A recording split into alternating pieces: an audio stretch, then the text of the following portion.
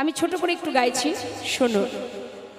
আমরা সবাই দেখি গোবিন্দ কত কত লীলা করেছেন, শুধুমাত্র দাপর যুগে নয়, সত্য ত্রেতা দাপর এই যে কলি, এই চারটি যুগেই তিনি চারবার এসেছেন, কত কত লীলা করেছেন। এটা তো শুধুমাত্র তার লীলা বাবা। তিনি যুগে যুগে এসে নানাবিধ লীলা করেছেন, খেলা করেছেন, কিন্তু প্রকৃত তিনি যে খেলছেন সেটা কোথায়? গোলক ধামে নিরজনে আপন মনে বসে তিনি খেলা করে যাচ্ছেন। আমরা মনে করি জগতে যা কিছু আছে সব আমার, ভাবি না মা? দেখবেন একটা কথা বাবা, যদি আমাদের জীবনে কষ্ট আসে আমরা ভগবানের দিকে হাত তুলে দিই, তুমি কষ্ট দিলে, বলি না?